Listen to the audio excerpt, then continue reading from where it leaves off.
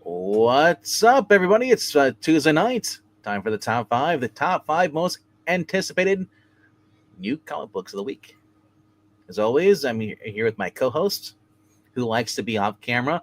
It's like, man, I went from one guy on camera off camera to another guy off camera on two different channels now. I was Extreme Movie Show, and now I'm on here.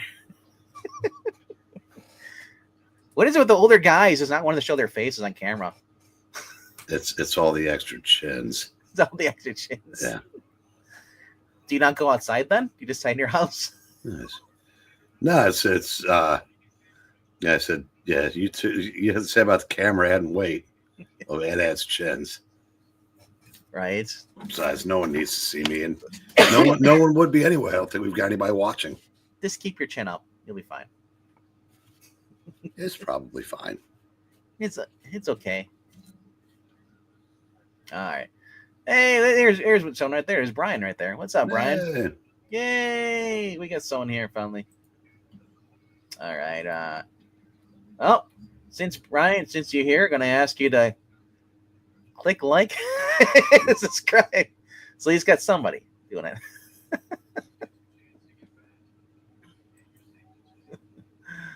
All right. Hey, Henry's here too. What's up? What's up? Going on? All right.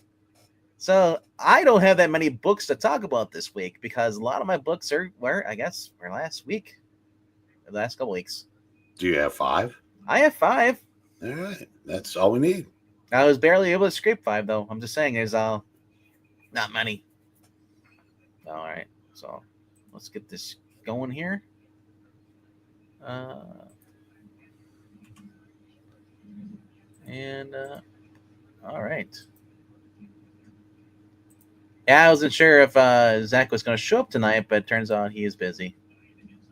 But we'll talk about one of the books that's probably on his pull list. But do you want to start us off? Sure. Sure.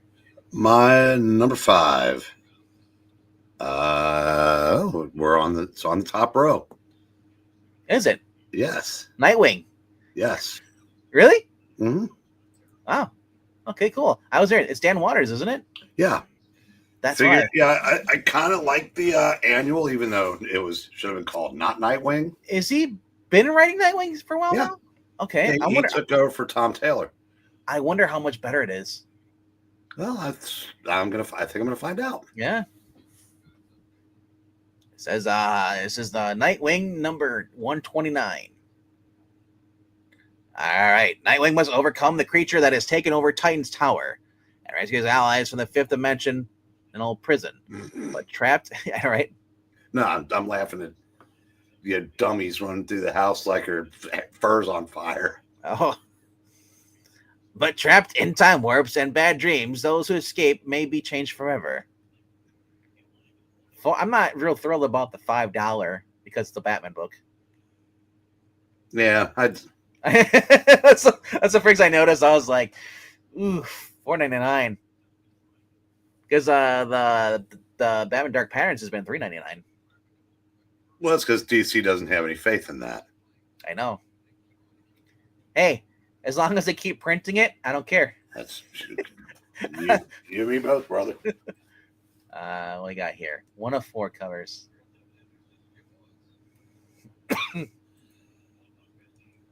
That's kind of cool. Very 90s. That looks like you can see inside the actual, the comic book in the 90s. Or an advertisement for a video game. Tiny baby face. Oh my gosh, that's a horrible face. Hey, we've seen this before. That's the 1 in 25. Serge Acuna. I still think the second one is better. Who does the main cover? It is that is the interior artist doing the main cover. So here's a preview of the art, Breen. Yep. And if that doesn't sell you, I don't know what will. I mean, you got a good writer, and if you like the cover art, chances are you'll like the interior art too. Imagine that, putting the interior artist doing the cover. Crazy. And look, it's two boys and a girl. None of us pretending to be the other. At first, on the guy Dexter, I thought it was Gabby Rivera. I looked twice because did she always remember the stupid baseball cap Gabby would always wear in her put? Yeah, but hers was always on backwards. Was it? Well, I just remember it being a black baseball cap. So, hopefully it's good, man. Because I need a good Nightwing series to read, you know. And if they're back issues, they're $1. All right. Number 5.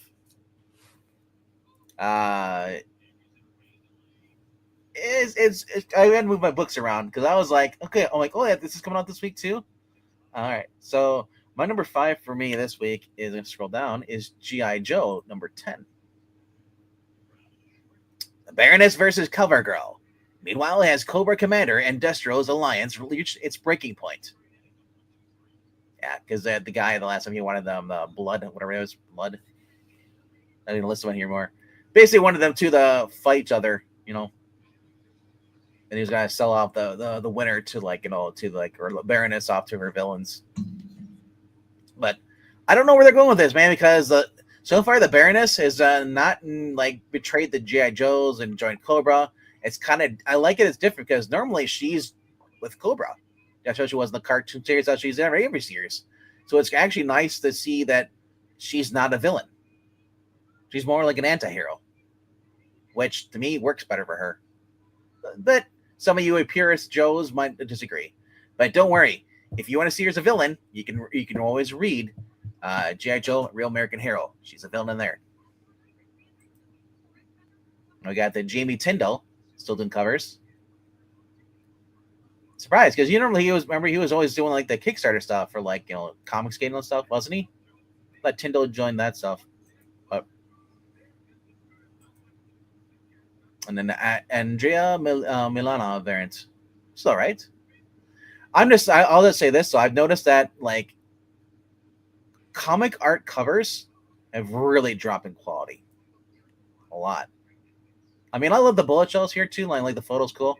But as Amy would say, it's a photograph. But I mean, this is good too. Lucas Meyer.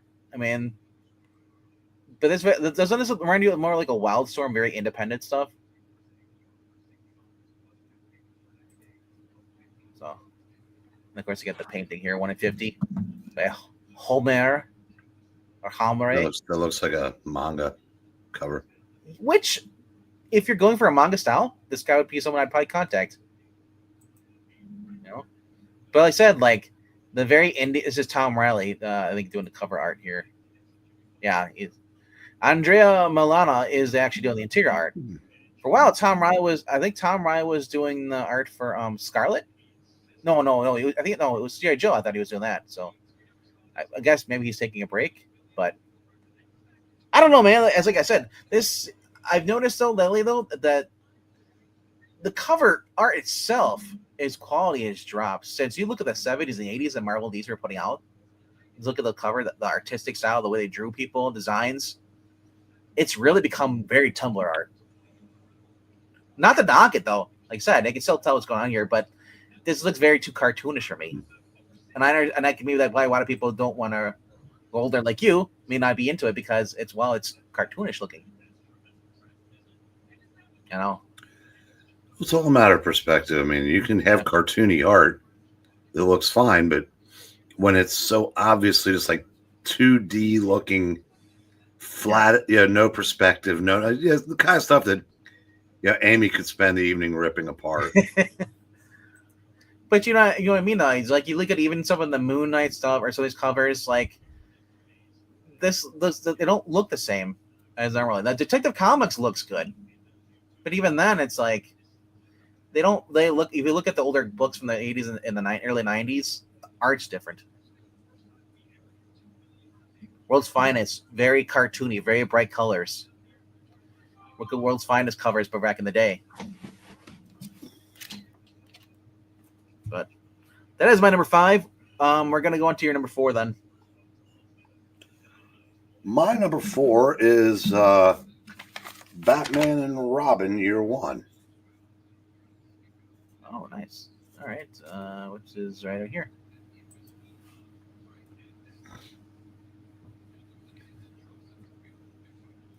Yeah, manga sells better. Yeah, but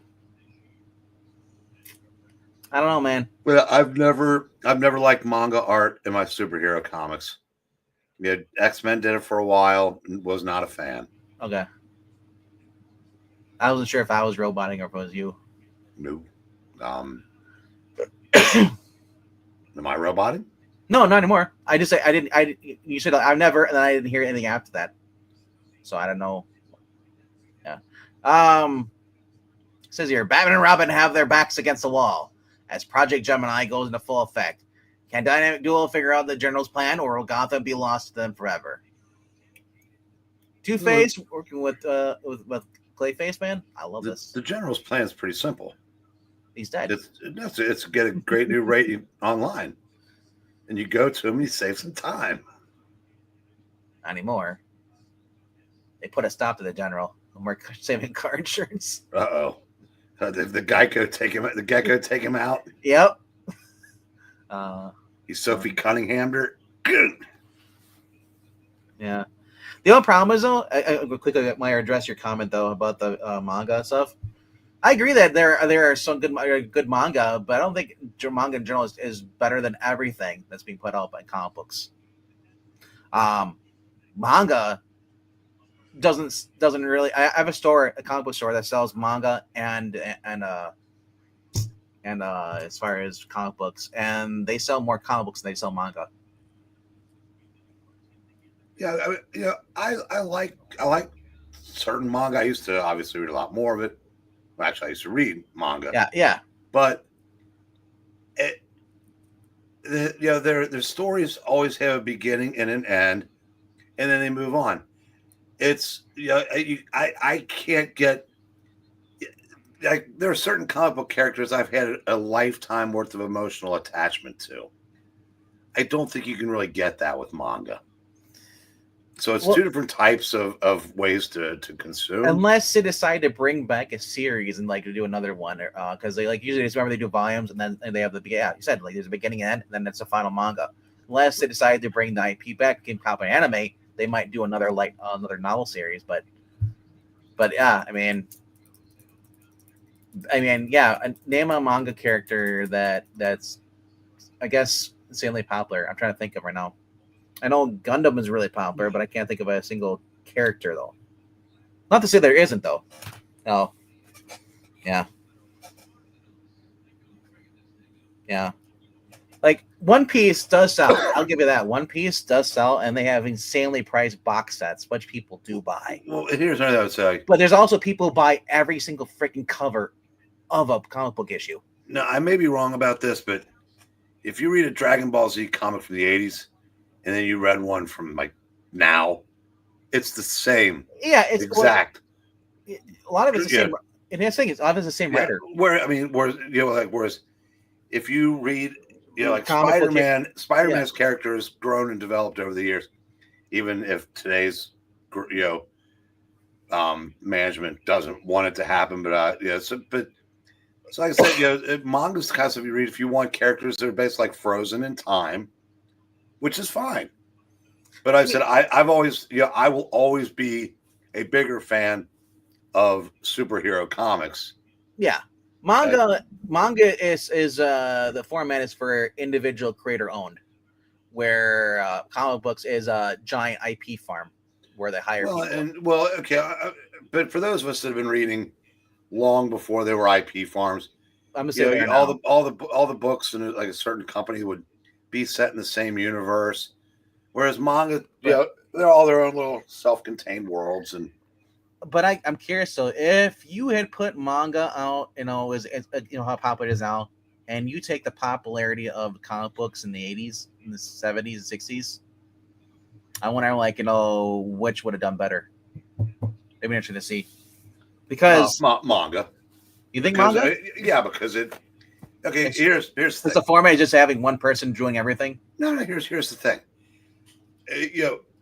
Comic books.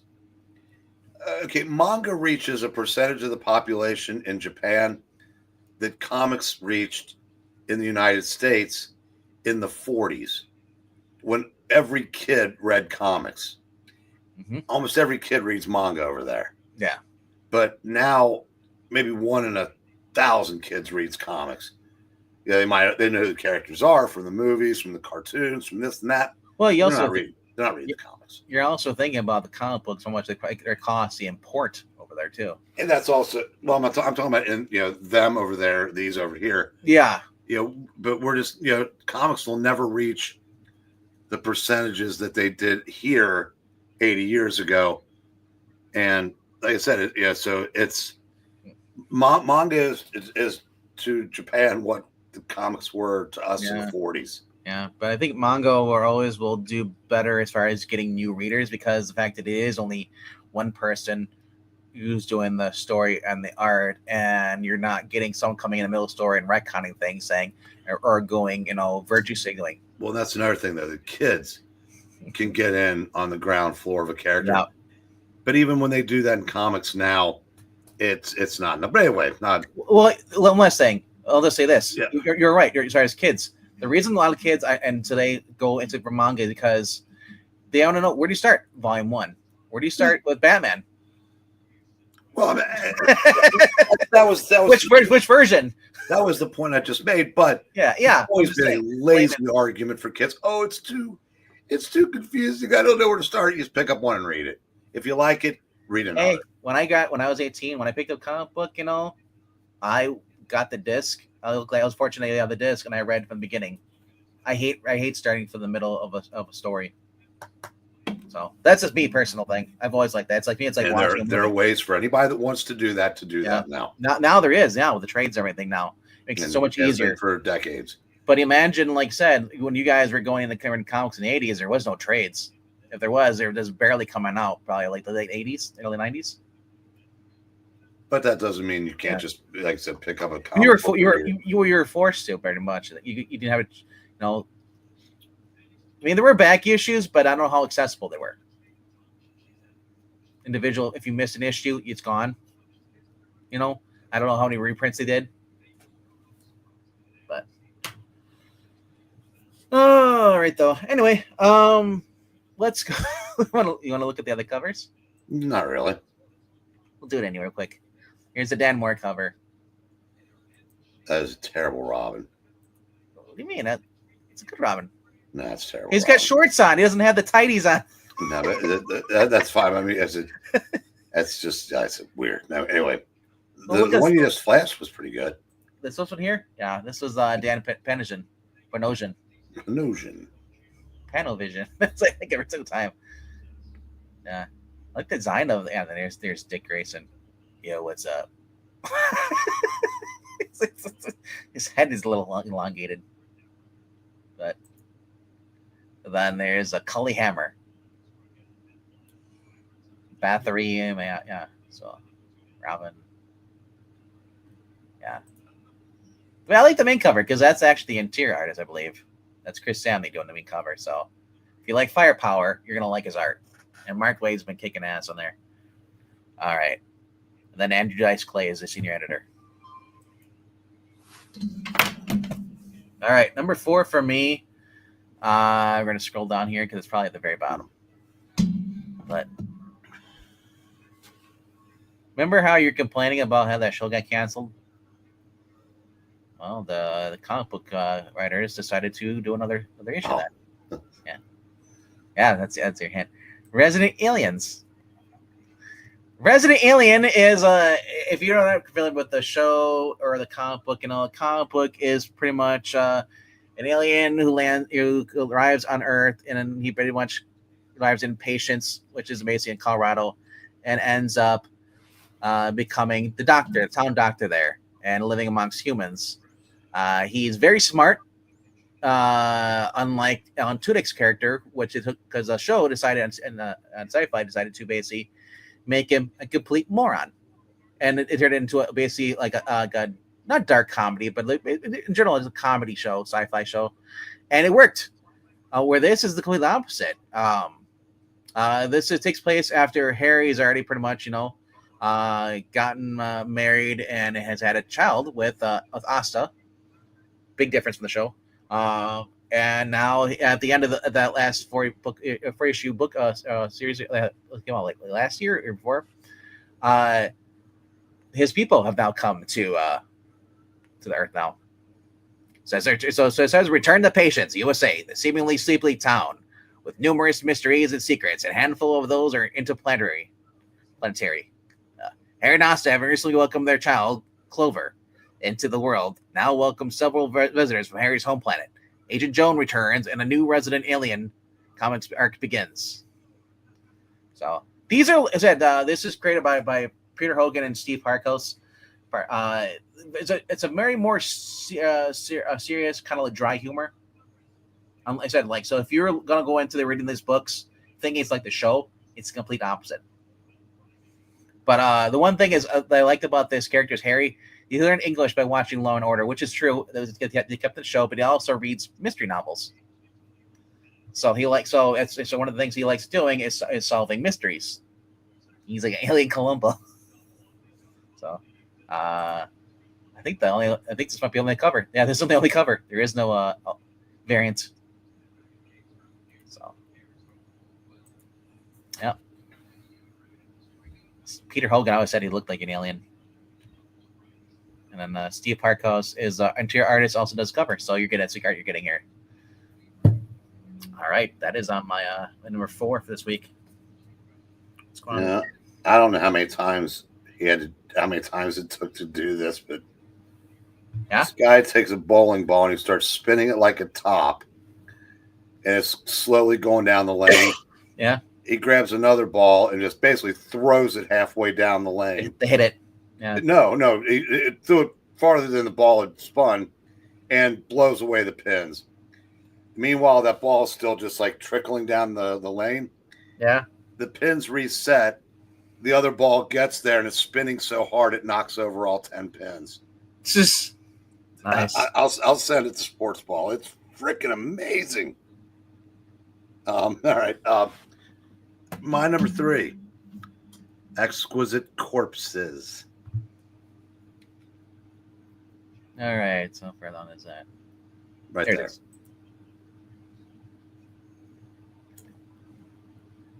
All right. All right. I'll read out the synopsis while you read Henry tear apart the art on this cover. I really didn't like the last one. Audrey is desperate to make it home to take her son trick-or-treating, but she'll be lucky to make it out alive when the Big Bruce's car lot becomes a battleground for a long simmering grudge match. The game gets brutally personal as the breakout talent Shay Grayson from Dark Spaces, Good Deeds, and fan favorite artist Adam Gorham from Hellhunters join James Tinian IV and Michael Walsh for the next chapter of the horror event of the year. Yay! Who will be knocked off next?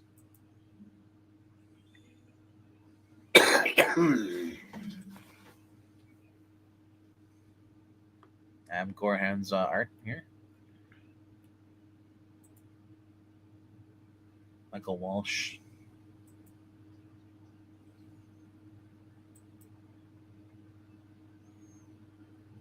All right. Creepy. Wes Craig. I don't like this. This looks, this is Bjorn Benz. I don't like it when it looks like it's rubber, I guess you call it, or plastic looking. Yeah. Yeah.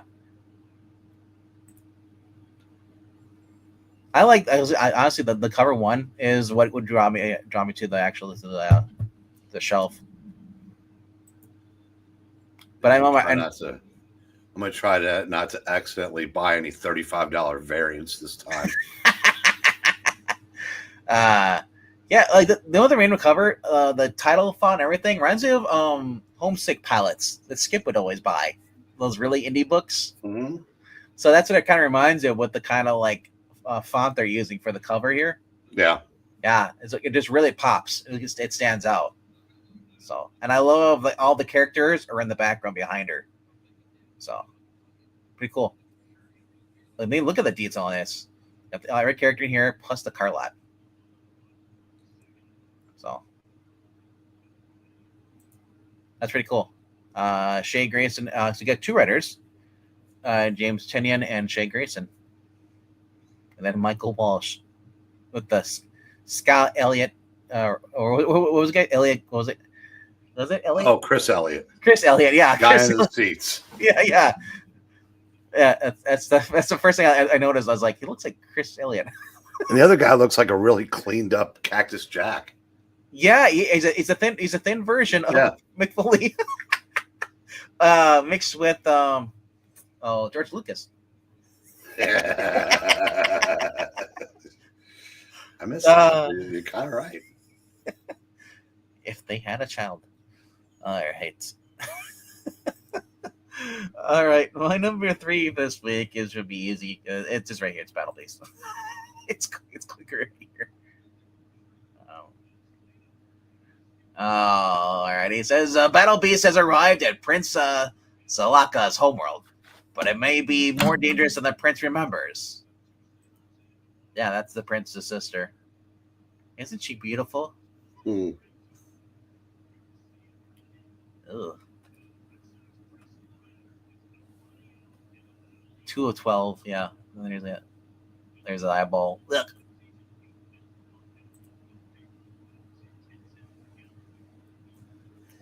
Literally, the whole series, I love it because the character is pretty much like a Conan ripoff. This is a warrior that wants to fight and have an honorable death. And he's trying to find someone who's worthy opponent. Yeah. There's a Brett Booth cover. That's cool. Yeah, Brett Booth is a name I don't really hear that much either, too. Comics.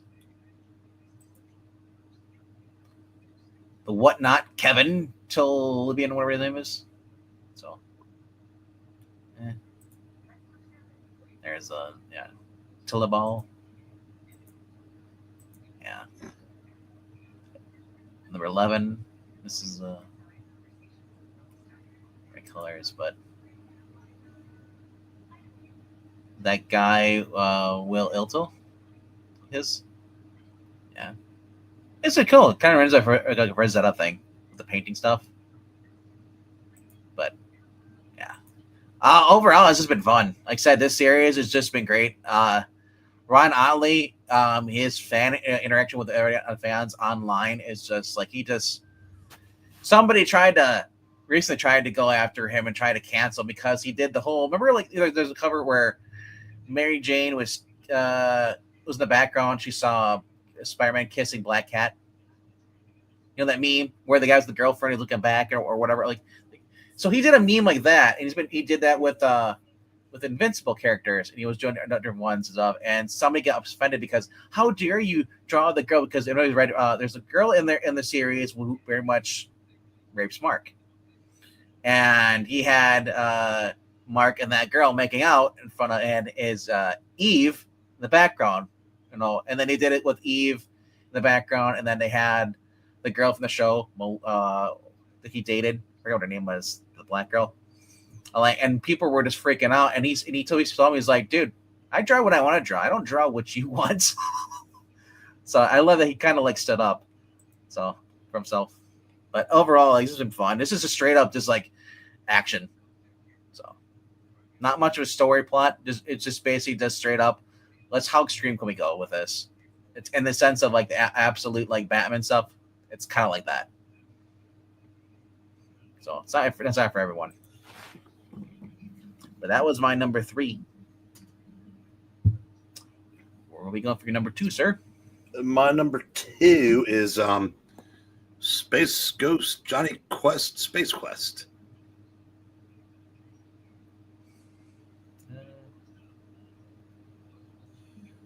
Oh, fuck off, Jared. Damn it. I don't want to go to Subway, Jared.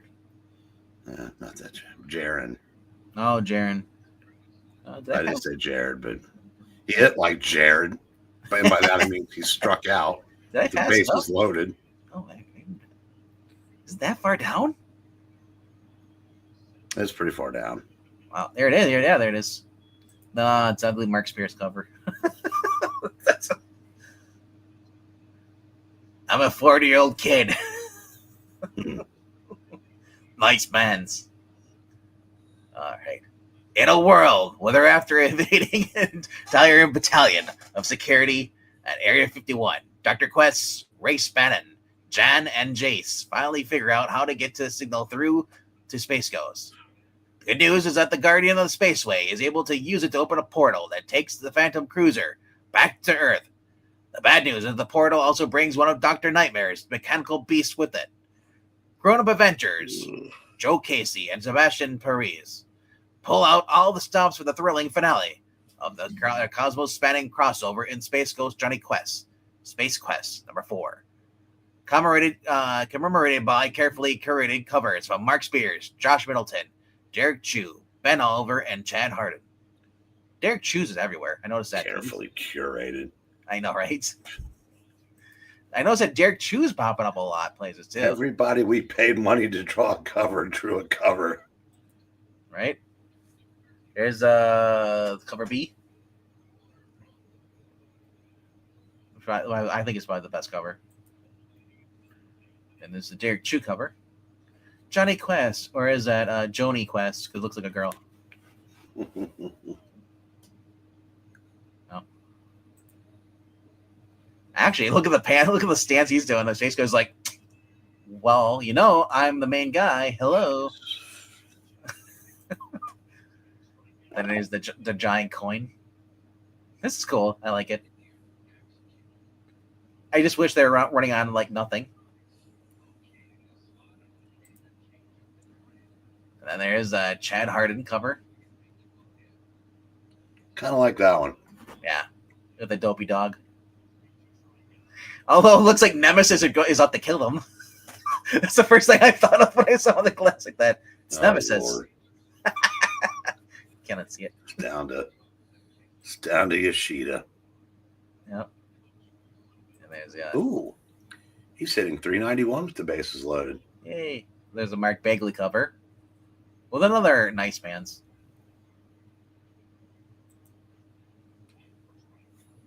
Yeah, black and white. No covers. A lot of covers, man. 15 freaking covers, man. Yeah, that's how you could tell it's Dynamite, not Mad Cave. Yeah. All right. Yeah. Season finale of that. Is anyone going to get Post Malone's Big Rig? It comes out this week. Yeah. If I'm not there, go ahead and get it and start without me. Yeah. All right. Line number 2 for this week, which will probably be your number 1. Yeah. Yeah. And number 2 for this week is Hyde Street. I'm just giving fair warning. I'm about 12 seconds away from dropping an F-bomb. As long as we know who it's directed to. It'll be directed at, can't pronounce his first name, Yoshida. Okay. Tonehashi Kishida? Fuck! Bases loaded, no outs. And Strikeout, strikeout, strikeout. Fuck this team. Is that the Reds? No, the Red Sox. Oh, Red Sox. God, I mean, it's the same, right? Awful. Anything with the red in it? That is awful. All right. Yeah, 2 weeks ago they were freaking on fire. And apparently somebody put them out. I need Amy to light them up again. Pranky, the world's most dangerous kid scout, has been Mr. X-Ray's nemesis since the novelty huckster arrived on Hyde Street. But for the first time, Pranky needs X-Ray's help. The solution, however, lies in the hands of someone even more unsettling, Dr. Ego. Can the two of sworn enemies survive a visit to Hyde Street's most unnerving practitioner and each other? Pretty cool covers. No, by the way, I turned over to the Reds and watched the first guy strike out. Ah. Jesus, What are the Brewers doing? I'll let you know while you go through whatever the litany of covers there. Let's see. It loads. Do. You're freaking kidding me. Oh, good. Now we're looking up at the Yankees again. How wonderful. Cubs are up 3-1. Ooh, Yep. it could be a sweep. Yep. Well, like I said, the law of averages. I mean, I was joking around, but the Reds really should have won all 3 of those games. So, I mean, you can't stay that hot forever. Hey, so I made contact right to the right fielder, but made contact. What do you think of this cover? This is a Gary Frank cover. Well, okay, I know there's supposed to be corpses, but the way he draws women that look like they're like 20 years older than they are and 3-pack-a-day smokers, it's hard to tell.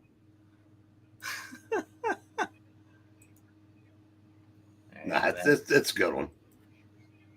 This is the other cover they have going for Frankenstein.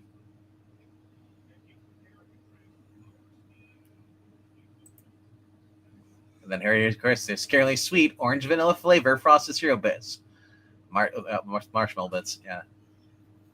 Sugar Scream.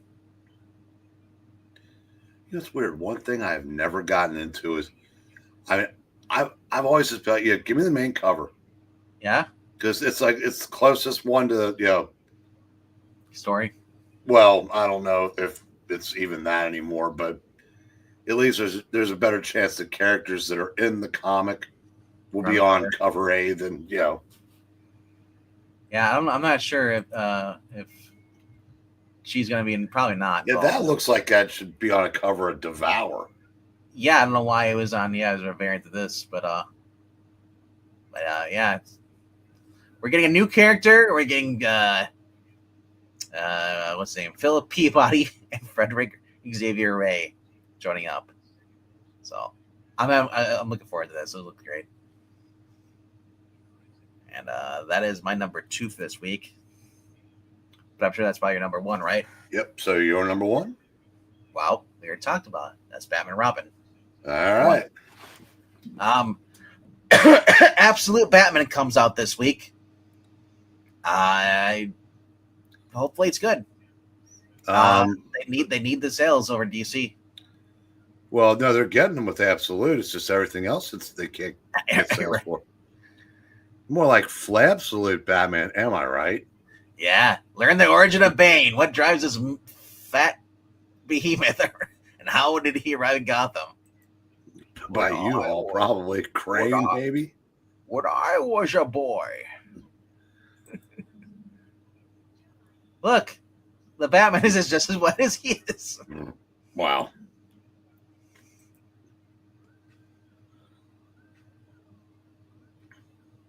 Okay, that looks like that should be covered for the Thing or the Hulk.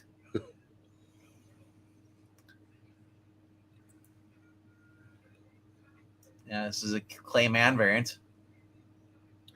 Claymans. Yeah, Man's. No, it's to play on Nice Man's. Yeah, I know there was a head in there somewhere. And there's the Chris Burnham variant, Chicago exclusive. Look at Bane's overbite. Oh my gosh, has teeth. Do you know why I'm here? What? I can't understand you. If Batman punches in the face, he'll be doing a favor.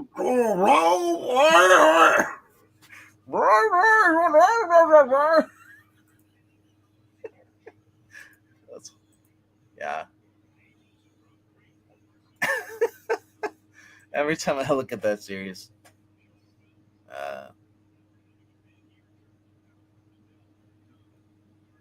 All right. World's Finest actually looks good too. I guess they're still in Bizarro Land. I'm trying to tell. Yeah, I actually do like the cover for that Spider-Man, but not enough to read it. It reminds me, the Daily Bugle stuff. Remember the annual? The one with the Punisher? Yeah, the Punisher thing was it? there have been a couple like that in between, but yeah, I Yeah, it reminds me of kind of that. like that. You know, Imperial's still going? Oh. Wow, is it Wonder Woman? Is she fighting like online bulliers? That's the thing I thought was real. It looked like text messages or like that. Mouse man knows. Wolverine looks bad.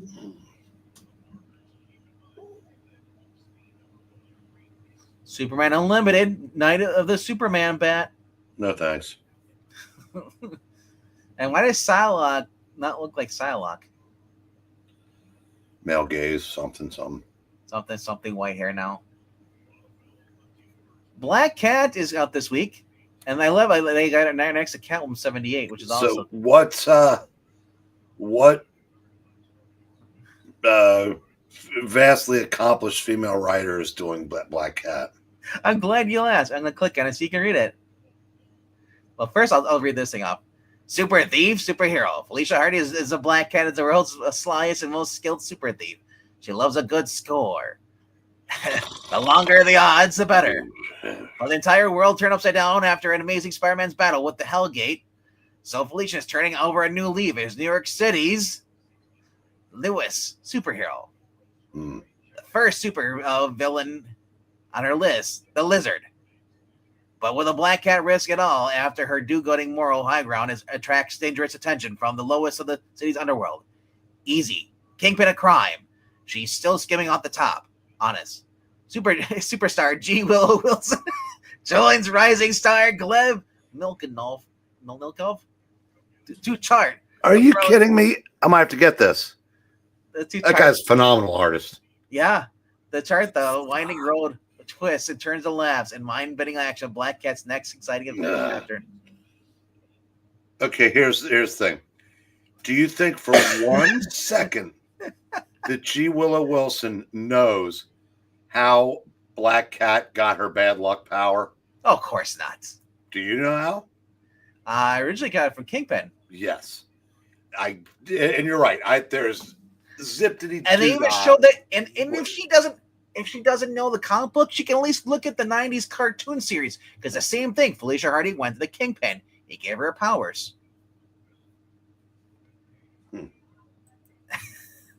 J. Scott Campbell, 1-100.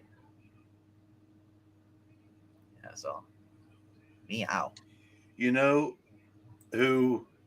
It's weird when J. Scott Campbell, it's rare that he does not do the sexiest cover, but Adam Hughes' was better. Oh, yeah, that first cover, Adam Hughes. And that one you just showed, who was that?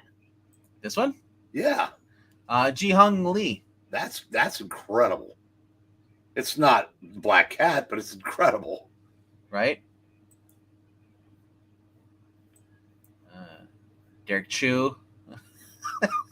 Why not? If Electra can be Daredevil, Black Cat can be Spider-Man. No. Bella Ramsey is Spider-Man. Them would be the best. I like it. Somebody in a comment said, "What? Are there more than one of them?" Dear God, I hope not. Weird.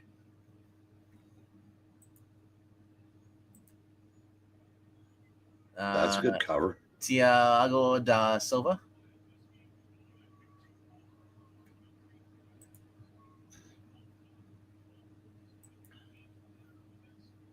Lucio Perillo, Grant. Yeah, that's a damn good cover. Yeah. But yeah, I said I'm sure the comic itself will be dreadful. Oh, I'm sure it will. Gone in about 7 issues. This is John Boy Myers, buddy. Canada Fan Expo. Why would anybody read Marvel comics when none of them last?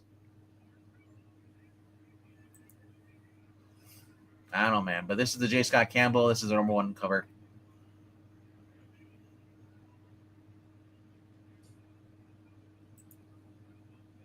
Yeah, this is the cover B, I guess, or something.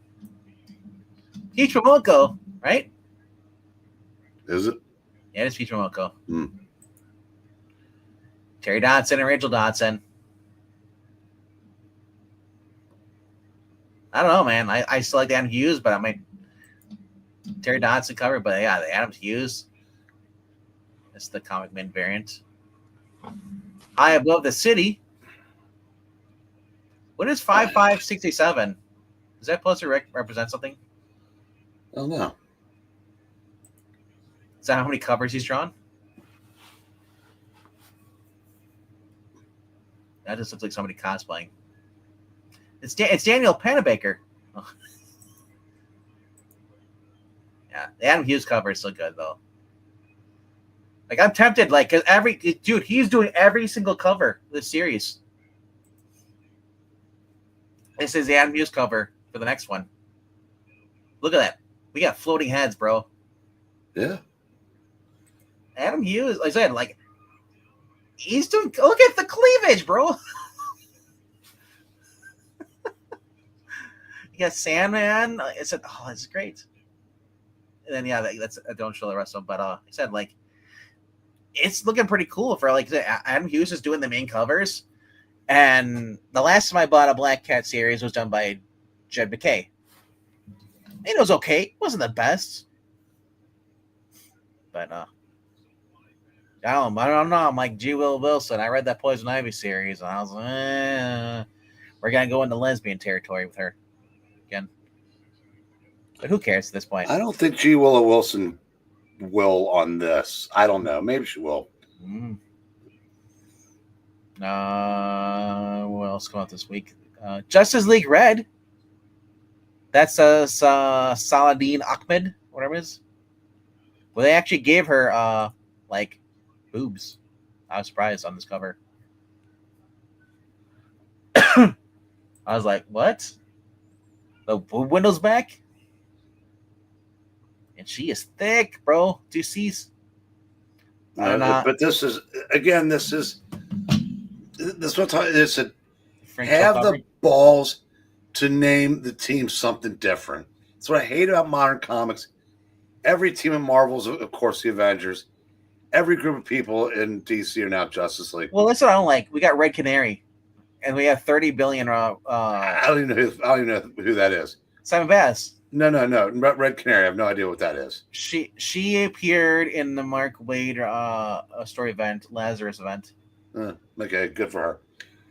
But I mean, I said, like Justice League Dark used to be Shadow Pact. Yep. And I said. So they think that if you put Justice League in there, it'll sell better. Yeah, well, and they're not wrong though. I mean, as much as something is going to sell, just like if you put the Avengers on the cover, it's going to do better than if you put the Champions or Thunderbolts or Defenders. Yep. Yeah, it just sucks.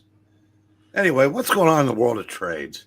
The world of trades this week, we got going on here. We got let's go. We got Absolute Superman. Really, the whole Jesus Christ. The whole pitch was inside the box, and they called a ball. I like that one barely touches it, and they call it. So did the guy catch it like this and then frame it? No, it's just the entire ball was in that box. I know. I know the umpires can't see the box, but it's easy to bitch. But the next pitch was way less of a strike, and they rung him up on that one. Maybe it was a makeup call. I don't know. Aliens versus Predator is being collected for $20. Look, Tom King omnibus. Batman. David Finch. So I like David Finch, but I couldn't get past the first couple issues of his Tom King run of Batman. I thought it was mid. I'm not gonna lie. I liked the first. Sure, a lot of people liked it, but I thought it was mid compared to some of the stories I've been reading now. I still don't like the fact there's Gotham guy and Gotham girl. I was like, what? Get this crap out of here. No, it was something different. I know. I liked that he called in the Justice League. It never made sense to me that you've got all these teammates, but you'll never let them help you out in your own town, which should mean more to you than anything. Yeah. And when somebody can come help you, do what you do in 10 minutes, what would take you 2 years. And that whole my city, it's never made sense. He's a grumpy old man. He doesn't need help. That sold me on Tom King, but then Tom King unsold me. With the wedding? Oh, wait, there is no wedding. Yeah. Wonder Woman Blood and Guts. Brent Azzarello. Comes out $10. Guess that's the new 52 shit. I guess so. But what's not is Hawkman Wings Across Time. I know, I'm tempted. Open that bad boy up, see what that covers. I'm curious. I'll just buy it for the cover. The cover looks awesome. Do you know who the artist is? Is that Gil Kane? Joe Kubert. Gil Kubert, okay. Brave and the Bold, 34 through 36, 42, 44. Mystery in Space, 87 through 90. The Atom, number 7, and Hawkman 1 through 16. And what's the price on that? $40. Fuck. So it's 40% off that. Be about 24. Yeah, I think I'm gonna get that tomorrow. Yeah. Some bitch. Yep. DC's finest Hawkman. Wings Across Time collects Hawkman and Hawkgirl's most thrilling adventures, showcasing their journey as Thungarian warriors. Teaching thugonomics. I'm actually excited about this because I used to have all those comics. I mean, I had all this Brave and the Bolds, and yeah, I had all the Hawkmans. I don't know that I had the Mystery in Spaces. I mean, I think I've got Mystery in Space 87 and Atom 7 now, and maybe one or two of those Hawkmans. But most of that stuff, because I don't have it all anymore. For a guy who doesn't have any of them, $40. Yeah, and then I said I usually go on in stock trades, so let's see what they're going to do. But, yeah, that's what I mean. Yeah, basically, my discount is basically the same as in stock trades. Yeah. So it says dude, if I didn't have to go to in stock trades, I just go where you're going. I'm like, hey, great, bro, can you give me one? This volume also includes landmark appearances like Zatanna's first story, epic battles with flying gorillas, daring team-ups with the Atom and other DC heroes. With a mix of action, intrigue, and sci-fi fantasy, Wings Across Time is essential volume for any fan of the Winged Wonders. Nice. I like Gardner Fox writing stuff, and then we also could get Gil Kane, Gilbert. So why not? Mavis Trent, Mavis. She got Fox. croaked off in one of the series.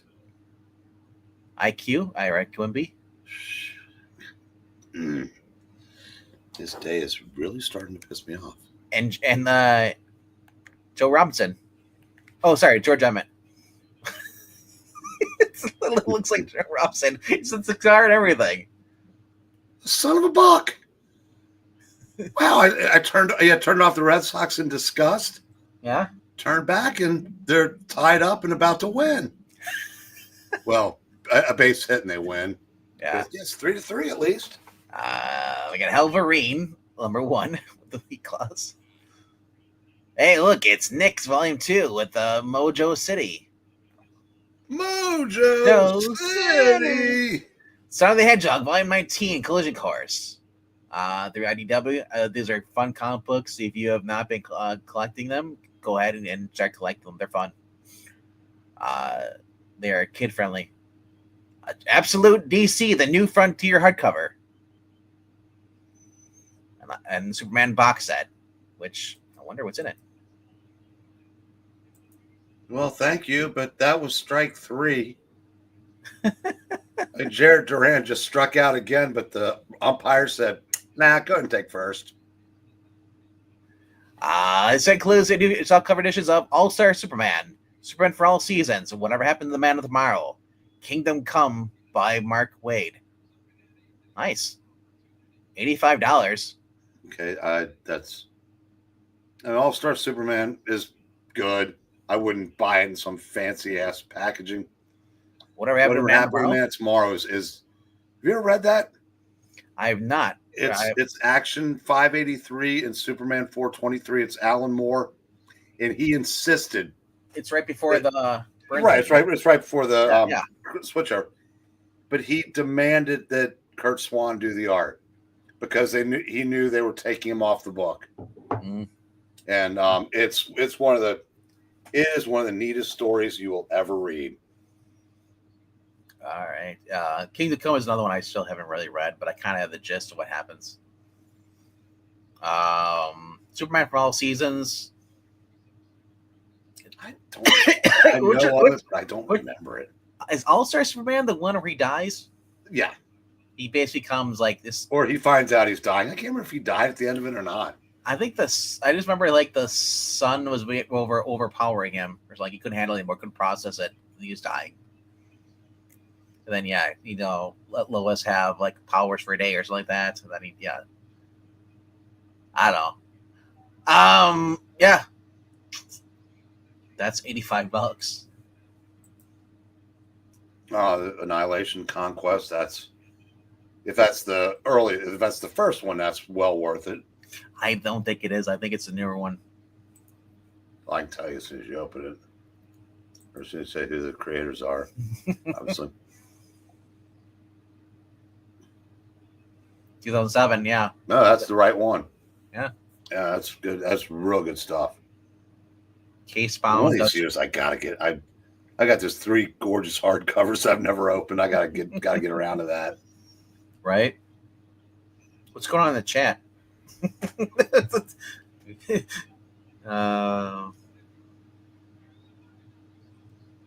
This is my city to tick. What's up, Jackson? What's up? Going on? Yeah, again, good night, Brian. If you already left, it's in here. I just got a Samurai Shodown collection on sale for $10. Normally it's $40. Dude, that's awesome. God. Can you show alternate colors of Amazing Spider-Man, please and thank you? Let me get back over there.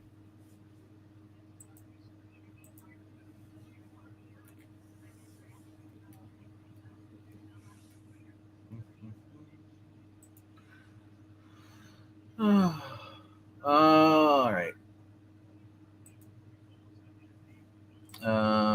Variant is Scott Campbell as a 1/100 variant. Is there anything more useless than a J. Scott Campbell cover without any women on it? Right? And why does he have pixel fingers? Again, useless. Exactly. Investigate him. That's good. Who's that? This is Paulo Sequeira.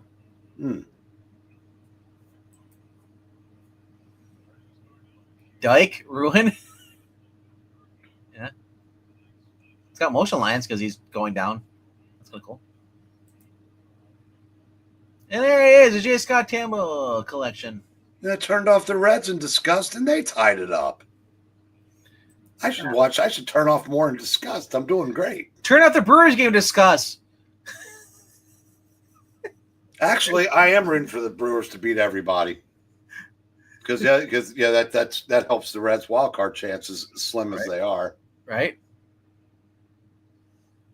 Let's see here. I think that's it. All right. Go back to the trades real quickly. Pop kill. If you missed an issue and you're able to get on because of the stupid delays from Diamond and all this stuff, here's a chance to get the trade for $20. Yeah. And look, Fear itself is being released once again. Why? Yeah, better question is why does Jimmy Palmiotti feel the need to weigh in on politics? Because it's the way he says relevant. That's the way he embarrasses himself. He's a nice guy. So I mean, I just don't agree with any of his political views, but yeah, I love it. It says like somebody asked him why I need to delete things. He's like, oh, because that way they can't use it against me. I'm like, because he thinks that Elon Musk is gonna use his tweets against some of them. I'm like, dude, Elon Musk doesn't even know you exist, bro. It does. I don't think Elon's out there reading comic books. He's out there gaming, bro. He does memes. It's like he doesn't care about comic books. Die. Be collected. Robert Kirkman, hardcover edition. I forgot that was Chris Zach's excited wherever he is. Right? New Warriors. Yeah. Omnibus. Nova Night Thrasher Omnibus. Then we have look, Milestone Universe Shadow Cabinet. Eventually, that's a new one. I don't think it's the older one. But then again, maybe it is. They are bringing a lot of old stuff back. Illage, Elon, collects Mouse Universe, Shadow Cabinet 1 through 4. This actually might be the original. Yeah, Danny Cohen. Oh, no, never mind. This is the new one. They just used Danny Cohen's art for the covers. Yeah. What else here? Irish Conquest. Elquest. If Marani was here, she'd see that. She was here for a minute, I think. I don't remember seeing her. Then again, I wasn't paying attention to the comments much. I don't think. I thought she was at the top of the comments, but I could be wrong. Theo Dragon, Meyer, MK. Man, there's a lot of comments. Baranya, if you're here. There's a lot of comments have gone by. No, yeah, she was. Tentacles on a Nightwing cover. That's right. Yeah. Yeah. But I don't know. Maybe she has nothing to say, or she's busy. So she's going to bed. Look at it's that cover you like. Yeah. Final chapter. I thought they canceled the Governor Works. the re-Governor Works. Yeah. Well, I know they canceled the series. Yeah. I guess they're just burning off the ones they had in the in the can already. Yep. That's like the fourth time they've started these over. Yep. Forever People art. Here you go. Jack Kirby. And then Princess Guinevere and the Jewel Riders, Volume 2. Alrighty, too. And then whatever this Architect Epiphany by Mad Cave. Star Wars Outlaws, art of that. So, yeah. So that, and then we have, I said there's some other comic books. Let's go and scroll through here. Walking Dead's coming out, 119. So look, guys, it's all new Spider-Gwen Ghost Spider by Stephanie Phillips. Wait, who's that on a Village and the Scarlet Witch number 4? Steve Orlando. The Thing versus the Marvel Universe. Why? And there's Nick Remender's Escape.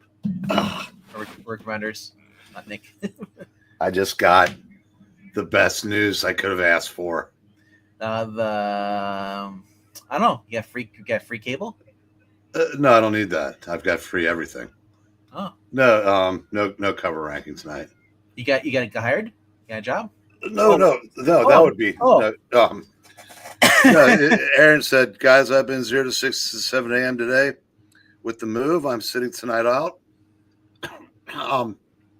My newfound allergies since I guess, I didn't notice the cat so much because I smoked so much that everything was blocked. Well, now that I'm only smoking a few a day, everything's open back up. That's the good news. Bad news is I can't sleep. I set my alarm for 8 o'clock this morning, and I was up for 7:30. I don't need no sneaking alarm, apparently. But and I was doing a bunch of stuff at the store today because Phil's out of town for a week. Yeah. And I'm beat, so I'd love to just be able to sit there and watch the rest of the Reds game in peace. Why not? Ryan North is doing this, but he's got Ed McGuinness, so art. Well, I don't like Ed McGuinness, so and Ryan North can't write, so there's that. Ooh, got out of it without giving up. Yeah, couldn't get him in from second. I like it. Patrick Gleason. My boys can matriculate 180 feet. Get a much needed win. Sean Galway. Cover. What are the Brewers at? They lose. Let's see. I'll look it up while Matt McLean strikes out because that's pretty much all he does.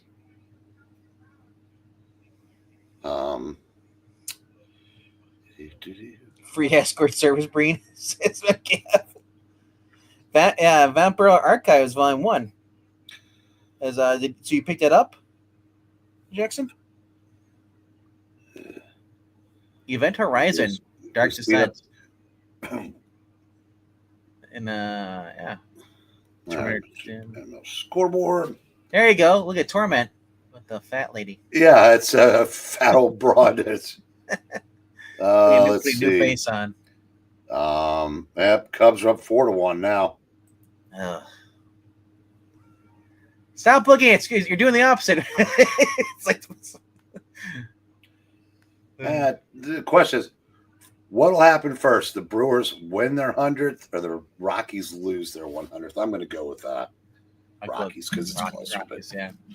But that's right. Yeah, so Brewers are going to win 100 this year. That does not happen much in baseball anymore. Seems like there's always like 3 or 4 teams. Yeah. Now it seems like maybe 1 or 2. So a lot of pieces of the TMT history brought back the light. 24 years ago, legendary Teenage Mutant Turtles co-creator Peter Lorre joined forces with Jim Lawson, the legendary talent at Mirage Studios, to continue the epic journey of the Ninja Turtles. In the 4th volume of the original ongoing series, TMT journally reprints the epic series here for the very first time. The Turtles are growing up and facing off against new, frightening dangers that could tear the 4 brothers apart and change. And New York City forever. Meanwhile, April and Casey Jones prepare for the next step in their relationship as they're expecting a baby. And Master Splinter trains his Shadow Jones for the dark forces threatening their family ahead. Dang. I guess spoilers. I didn't get that far in the series yet, girls. But I'll say this though, that is an ugly art. I do not like how look at their faces. How big that is. That's just. Oh, by the way, Matt McClain struck out. Yeah, thanks. Yeah, that's pretty much all he does. Here's a Kevin Eastman variant. Kevin Eastman variant looks better than the Laird one.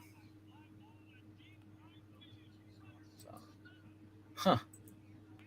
Darkwing Duck is out this week. Oh, I forgot about that. And Vampire Armageddon #2. Sweet. So I do have 2 more books. I was like, why are hardly any books this week?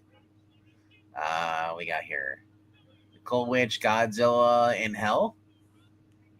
What? Don't tell me Godzilla goes to hell and fights the devil. Hey, look, facsimile edition of Civil War #1. Yeah, I saw that. Wild Animals #2 from Mad Cave.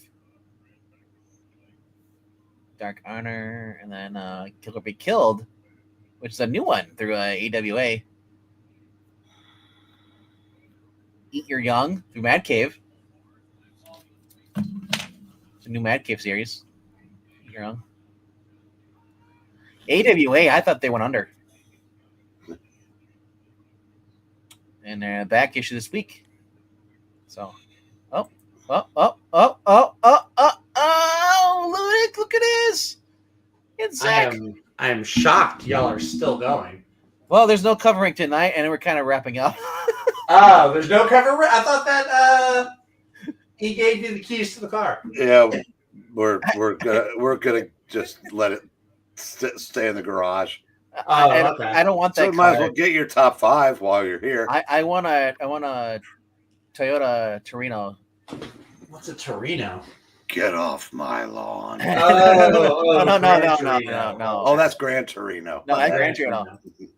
So, no, what I'm talking about is because I've been watching an anime, and I've been talking about this. Yeah. Which anime?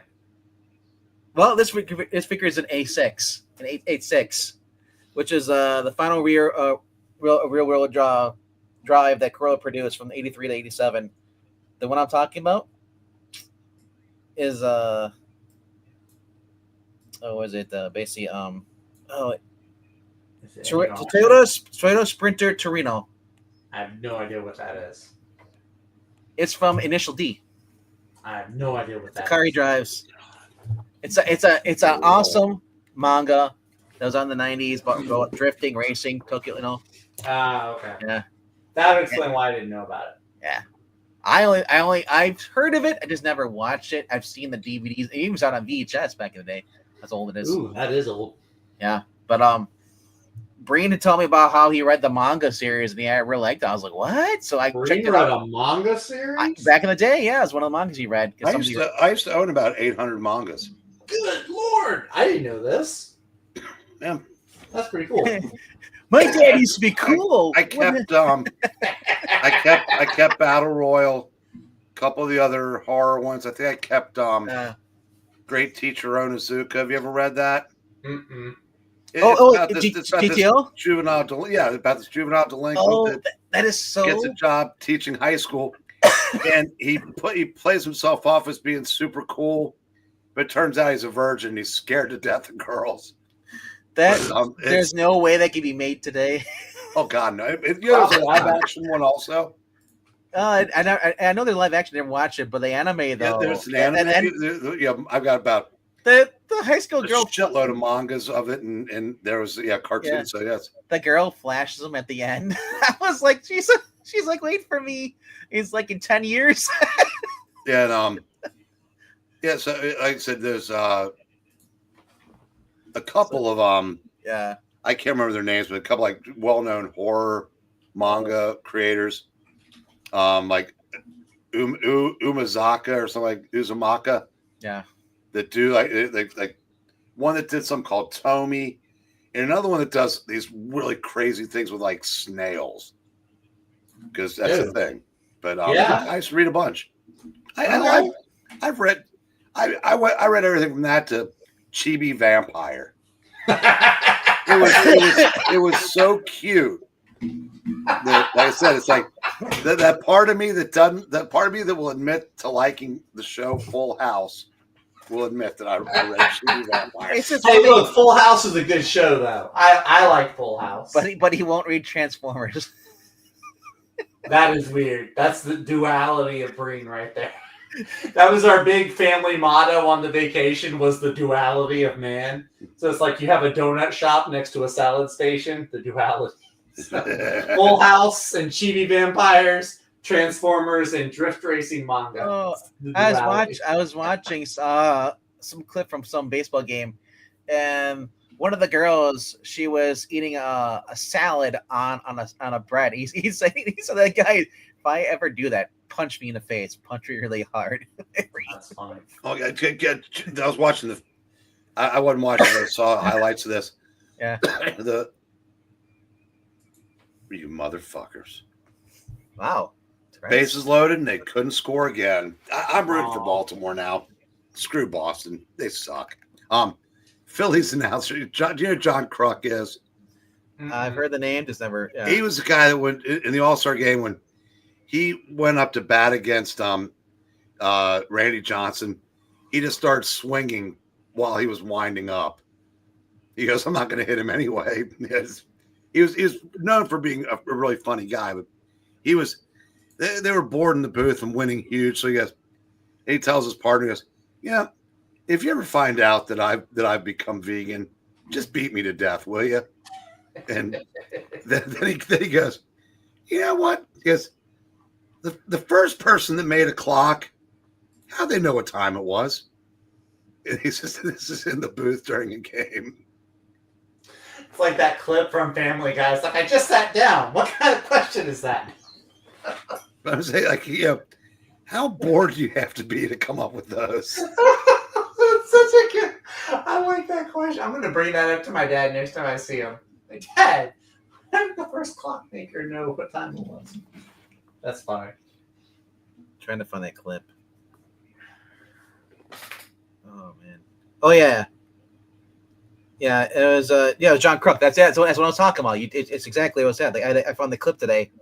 So if you ever become vegan, can you just punch me in the face as hard as you can? Oh, I got it. They showed the sandwich. They showed it. That's Then he starts talking about the clockmaker. They cut out the part. I didn't get that part though. I just saw John Kruk is a great entertainer, and that's pretty much what he looked like as a player. His lifetime batting average is over 300. That fat tub of goo could hit. He was never in shape. Yeah, it was Seattle versus was it the Red Sox or Phillies? Philadelphia. Yeah, Philadelphia just took him to the shed last night. Bills. But yeah, the girl was sitting there. She was eating a sandwich. He's like salad. And he's like, dear God. He's like, what? It's like you're just having a giant crouton with a salad. Yes, that was John Crux. That's okay, because cool. Because I was just laughing because I was like, what the heck? I love you just humiliated the girl, and here's the girl is like, oh, I got this new thing. He's like, you're an idiot. So, Zach, let's talk about your top 5 real quick. Sure. Of the 11 books on my pull list. Good lord. Dude. Wow, you got more than me and Breen. Yeah, I didn't pick up books last week either, so I'm gonna have to pay for a double for 2 weeks worth of books. I am not looking forward to that. I'm kind of curious because I said I know Vegman, I had to struggle a little bit to Did you really? It was 7, but yes, Yeah. well, Okay. Light week. Well, number 5 is what would be my number 5? Probably, so there's a one-shot, the Marvel All-on-One, number 1, which is pretty much the Thing fighting everyone in the Marvel universe. We were just making fun of that. I mean, listen, I don't like Ryan North, but it's Ed McGuinness doing the interior. Wait. You don't like Ryan North? You were buying Ryan North Fantasy for forever. I stopped buying that book months ago. But how many issues did you continue buying? I don't even think I have 10. I think I have like 9. I just picked them up sporadically. That's way more many than Breen. I mean, I just kind of picked them up as I thought they were in. The last one that I really paid attention to was the one with the dinosaurs. Yeah, you know what Breen also said? It's got Ed McGuinness art. That's a double whammy right there. Ed McGuinness is he was the artist on the first Superman that I read. I love Ed McGuinness art. So that's the big draw for me, is that it's Ed McGuinness for 50 pages. That's my end. So that's my number 49 5. pages. I'm going to be clown feed. So I have 8 books this week, man. Number 4 is going to be the New Avengers, number 3.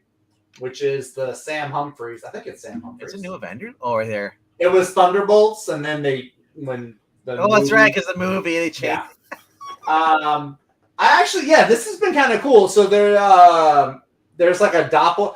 They had the Jackal clone the Illuminati, but the clones are all weird and deformed. And so Bucky and Black Widow are trying to take out the kill Illuminati. It's kind of dumb, but it's also kind of cool. And so the team has kind of been forming over the last 2 issues. This one is going to bring Carnage and Clea Strange. I think that's the full team. But it's been fun. I've liked it. It hasn't been anything egregious.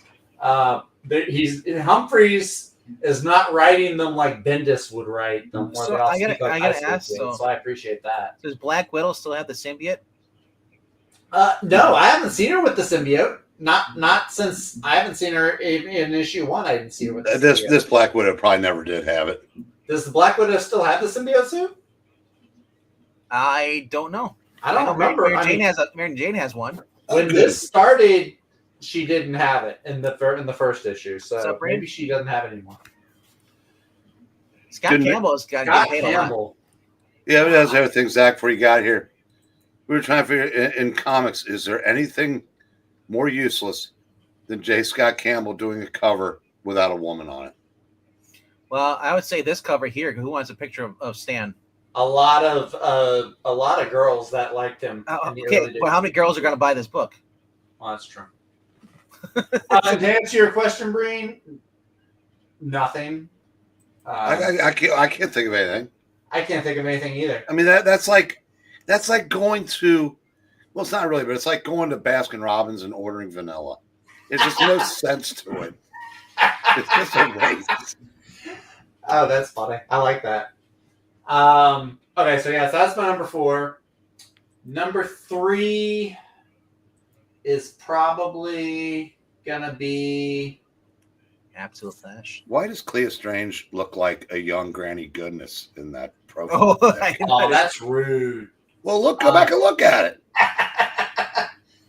Actually, she looks more like a She doesn't look as bad as Granny. She doesn't look like Ed Asner. No, what was the chick from Krypton? the show. Which chick? Davis, or was this like she was also she ended up becoming the new Batwoman. She took over that from Ruby Rose. David, it was like something like Davis May or something. I can't remember what her name was. But yeah, she's got the really short hair, kind of not butch. Charlize Theron. She's got the older woman hairstyle. What? Yeah. Well, But she's had it for a while. She had the Jim McKay She's series. not. Nobody ages in comics. She's not like a 20-something. Her and Stephen Strange are like in their 40s. That's fair. All Right. right. He is. She's not. Number 3 is going to be. Yeah, she's like in her 500s. Sorry. I'm going to say Titans number 26 for number 3. Are you reading? Have you been reading that? No, I am. I've been wanting to since Tom Taylor left. I just haven't really had a lot of extras. Well, you know that what's his name was truly a standalone. Yeah. But because it's funny, I said I'm picking up Nightwing as a result of the Nightwing annual. Yeah, but I saw that. I do not like the guy writing Titans. John Layman. So I need to know if it's good. So give me a full report when you. Yeah. This is the guy who's writing The Scorched. Yeah, he's the same guy who's writing. I think he wrote some other Spawn book. He also took over for the Buffy the Vampire Slayer books. I don't know what he's been like the last 5 years, but he's written some Astro City. When the Culture War shit was really getting going, like 2017, he was front and center, running his mouth, and just he was one of the reasons why Zach was so popular before Zach lost his mind. But I want to point out that Boom Studio was doing that Buffy the Vampire Slayer book reboot 2019, and they had a girl on there. And eventually, she started going super overly like CW look. Then they get rid of her. They bring in John Layman. All that shit going away. Well, okay, then. Yeah. So I mean. He's not, and he's writing. Which I think her name is Jessica. She's Spawn on the basically. He's writing an Avengers team for Spawn characters. He's not a bad writer, but I mean, you know what he's best known for? He's mid. Yeah, but he's best. I mean, he's got a comic that's like an indie, darling for life. Chew. Yeah, that was as big as it got. I mean, that was Ice Cream Man of its day. In Derek Chew was it? art. Okay. No, it's just called Chew. It's in like CHEW. Yeah, I never read it. If they bring it back, they got to get Derek Chew on the book. But I'm sorry, Zach, please continue. I'm looking at the preview. I mean, the art looks good. I like this artist, Max Rayner. I like his art for Titans.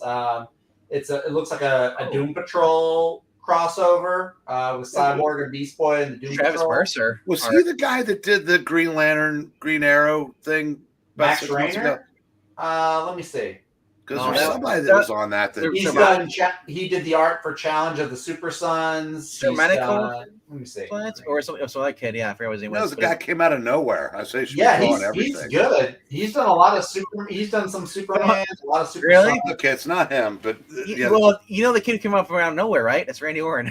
Terrific.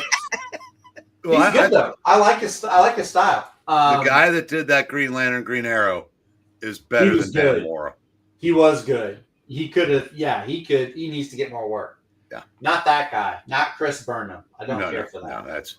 But yeah, no, it looks fun. I like the Doom Patrol. I like this robot. I like this new outfit. These new uniforms they have. I'll call him Beast Boy because he doesn't deserve to be called Changeling. Yeah. Well, yes, he will always be Beast Boy. All right, the world's finest special. That was Lucas Meyer. That guy. Now this is Chris Burnham. Yeah, that's a. Like I said, Travis Mercer, it blows away even the main artist. Mercer's good. No, I like the main guy. I like Max Rayner, but that might be him. I'm not sure. I think it's him. No, that's Pete Woods. Pete Woods, but I'll just say Travis Mercer, dude. If he's able to do interiors as good as he does covers, dude, pay him the money. Put Chuck Dixon there or somebody else on there, actually a good writer, and boom, you'll have a lot of money. Yeah. So that's number 3.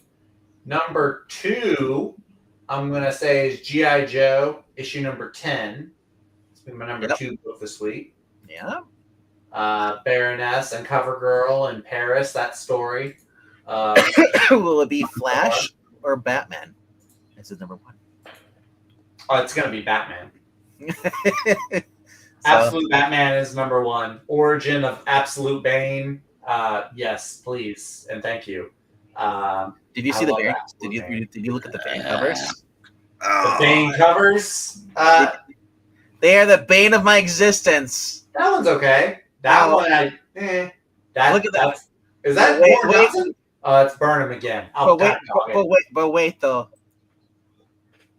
It gets worse as it goes on. I don't hate that one. That one's kind of cool. Is that that's not Dragotta? No. Here's your other Chris Burnham. Burnham.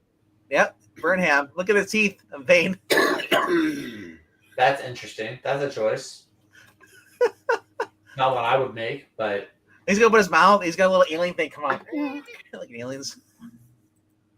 But this is Clay Mann doing the art. It's not Dragotta. Oh, that's sad. That's okay. no, maybe wait. It'll be better art. Dragotta's art is peak. Clayman is fantastic. So yeah, Absolute Batman number 11. That's gonna be my number 1 pick of the week. That book is wild. My brother, who only reads manga and Ninja Turtles comics, actually wants to read Absolute Batman. So, Like I said, out of all the absolutes, it is the best. Clayman's doing the art this month. Wait, what's that? Clayman. Clayman's doing the art on Absolute Batman. Yeah. Wow, So Absolute Batman that's a waste, is going to too. be Absolute Bane's So, origin story. Do you think if they show Batman, he'll have a tiny head? Clayman? They probably won't show Batman because this is Bane's origin, unless Batman factors into it somehow. I thought he's on the Absolute cover. Flash is the Rogue's origin story. It looks like, Yeah. which will also be cool. I'm sure that'll be fun. I like these Absolute Rogues. What will be the better book though? Nightwing or Teen Titans? Or what are we reading? Titans? Yeah, I mean, I got both of those on my pull list. I've also got New Gods number 9. I've got Imperial number 3. World's Finest. Yep. Black Cat number 1. I'm going to give that a try. We'll see how that goes. That's it. Brain study. He's like, you got my favorite artist. Well, it's not my favorite Who's artist. the artist? I do know he's good. I can never pronounce the name. Menelkinoff or whatever his name is. Gleb like Milnikov. But there's some. Yeah, There's a J. Scott Campbell Black Cat cover too, and a Dodson. Yeah, J. Scott Campbell, Suck dude. it, looking up at the Yankees. God damn it! Even Beach Momoko's cover is not half bad. So Adam Hughes is the main cover artist for the series. Adam Hughes should be. He absolutely. Ji Hyun Lee. Oh my lord. Yep. Lord in heaven. Yeah, so I'll give Black Cat a try because I know a lot of people like G. Willow Wilson's Poison Ivy. Also, we got Frogman in here too. That is weird. That looks like Norman Osborn. That doesn't look like Sandman. Yeah, I can't find any more new books because I want that Hawkman. I thought there's a new Crypto. Last Dog of Krypton number 3 is this week too. Yeah. That's been shockingly good for Ryan North. Like I am stunned at how good that actually is. I mean, how can you butcher a dog? Godzilla Destroys the Marvel Universe number 2. I think he gets hit with a Venom symbiote in this one. There's also Godzilla in Hell. What? I think. I could be wrong. I mean, the cover. Godzilla with a Venom symbiote. That's what's on the cover. So I don't know if that's in the book or not. The cover. I quit comics. All right. So who wants mine? Hold on. When those First person that gets here can haul them off. Listen, Yes! let me explain. Godzilla versus Spider-Man. Spider-Man at the time had the black symbiote suit, and didn't know it. And then the suit tried to latch onto Godzilla, and they had to help him. Nope. I So- quit. So there's that. Give them all away. I'll be there. I'll be there tomorrow after work. Oh, look! Look at this cover. There you go. Again, that cover. Nothing else really jumping out at me. Oh, take care, Henry. Later, Henry. I know there's that Justice League Red. I'm not too hyped about that. You know what I want? I want to be able to like look at Comic Geeks, just click on an artist, and just like give me a notify when this guy does art. Easier, because that'd be that would be nice. That would be really cool. Notify me when Daniel Warren Johnson has a new piece of art. Yeah. Or a new book. Yeah, Lucas That would Myers be cool. Because I want, worked on DC Comics like Titans, like do that 23, Titans United, Blood Pact, Titans Beast World. That's Lucas Meyer, the guy who did the. I have that one. I have that trade somewhere. Yep. I have Beast World. Yep, and Night Terrors Punchline. Yeah, that's it though. That's all I've got for this week. I got buku issues when I was on vacation. We found a comic shop in Alabama, and probably like the one cool place to be in Alabama. Was it called Susanna's? No, Foley, Alabama. Did you have a banjo underneath? No banjo. But I did get a lot of back issues. My All-Star Squadron collection is closer and closer to. I now have all the annuals. I have the final issue. A couple others. I picked up some Defenders. Yep. Few other issues first. I found some Captain Britain and the MI-13s. I didn't find the one that had Dr. Doom with the crucifix in his armor yet. I'm still looking for that one. But yeah, I found a few books that I should be able to show off Thursday. There's a good little stack of them. Jeez. You know, is this the last Catwoman? Can't be. Special oversized issue? Well, I mean, I thought she was leaving the book soon. I mean, she can leave. That doesn't mean it's going to be the last book. Oh, no, it's still going. I thought because for a while, it seemed like the series was ending because it got to the point where like her story was done. But apparently she's still in the book going in. I've still got to pick up. So tomorrow I've also got to get Aquaman. I've got to get Green Lantern Corps. I've got to get Predator Kills the Marvel Universe, Spider-Man and Wolverine, and Transformers. But here's the one thing though. I don't want to. I hope I don't. Gruntango doesn't start like doing like we're gonna talk about Selena Kyle's mother. Like, I hate when they start doing that stuff. Like I don't need to know about their past. Like, but never make spoiler for characters with mommy issues. But oversized Detective Comics 1100. Who is this? Dan Waters, yeah. With Greg Rucka. Rucka's on here too. Noriko Tamaki, Tom Taylor. That guy. Bill Sienkiewicz. What is this? This is Detective Comics. They're doing oversized. Oh yeah. This, I realize most of the great writers, Batman writers, are dead, but that thing about the ones look at that roster of shit, and they can't even and they would rather have Vita Ayala than hey, we got an anniversary issue. Hey Chuck, you want to contribute to it? Yeah, they got Tom Taylor, Mariko Tamaki, and Dan Waters. It's like it sometimes it pisses me off that I buy so many DCs because I fucking hate them. That is a cool cover, though. It is a cool cover. Very cool. But what do you say? What does you always say? You can just like, you can judge a book by it, right? No, you're talking about instead of buying the book, you I say right click. Yeah, right click and say. Okay. Jacques Rapron variant cover. Are they really doing another printing of Fear? Oh, there it is, the Frank Miller one you're talking about earlier in the chat. Oh, that's disgusting. I want to give away my comics now. Can I do that now? I'm done. It's absolute Batman. Look at it. He's got the... You know what that is? That somebody found those auto signers that Joe Biden used, and somebody gave one to Frank Miller, and that's how he got that. That's it. Looks like he's got the. This is the absolute Batman shield. That's just. It looks like he stole Black Panther's mask. Oh, he's just in the rain. He's skin soaked. Ooh, that is kind of cool. Bill Sienkiewicz. Yeah.